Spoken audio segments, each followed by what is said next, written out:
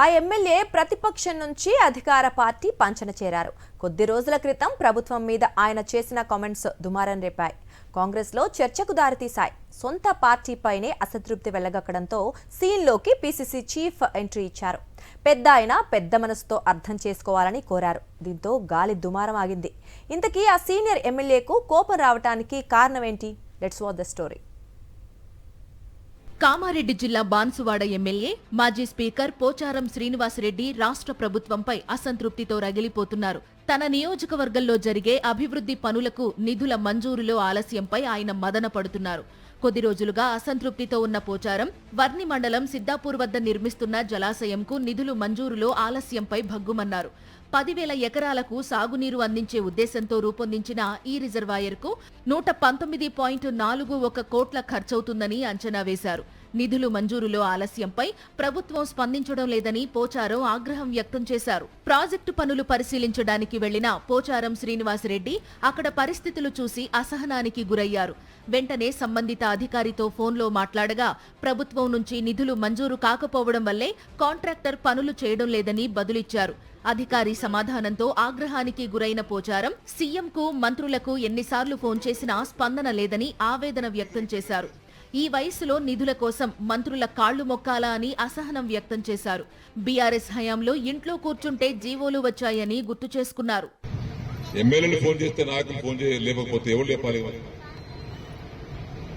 అంతకు మించి మేము కోరుకునేది ఏంది? నా కాన్ఫరెన్స్ లో జరిగేటువంటి అభివృద్ధిలో మీ అందరి సహకారం కావాలి, అధికారుల సహకారం కావాలి, కలెక్టర్ల సహకారం కావాలి, మంత్రుల సహకారం కావాలి, ముఖ్యమంత్రి సహకారం కావాలి. నేను ఒక్కరిని చేయలేను కదా. ప్రతిపాదించగలుగుతాను, చెప్పగలుగుతాను, కోరగలుగుతాను. చేసేటువంటి వ్యక్తి ప్రభుత్వం ఉన్నవారు చేయాలి. ప్రభుత్వంపై పోచారం శ్రీనివాసరెడ్డి చేసిన వ్యాఖ్యలు తీవ్ర దుమారం రేపాయి. బీఆర్ఎస్ లో గెలిచి కాంగ్రెస్ కు అనుకూలంగా ఉంటున్న పోచారం శ్రీనివాసరెడ్డిని ప్రభుత్వం వ్యవసాయ సలహాదారుగా నియమించింది. బాన్సువాడ నియోజకవర్గంలో కాంగ్రెస్ పార్టీకి అన్ని తానై వ్యవహరిస్తున్నారు పోచారం.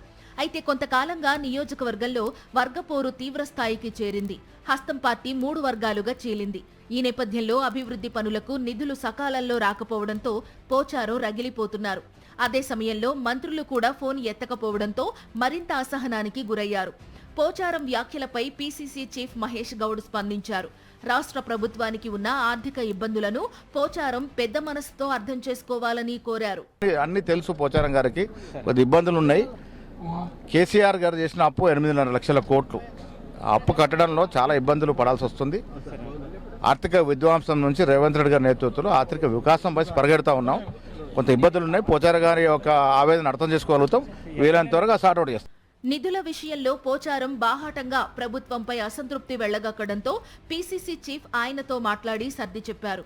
రిజర్వాయర్కు నిధుల విషయమై ముఖ్యమంత్రితో మాట్లాడతానని తెలిపారు. అయితే పోచారం ఇంత హఠాత్తుగా ఓపెన్ గా ప్రభుత్వంపై నెగటివ్ వ్యాఖ్యలు చేయడం వెనుక ఉన్న మర్మం ఏమిటో తెలియాల్సి ఉంది.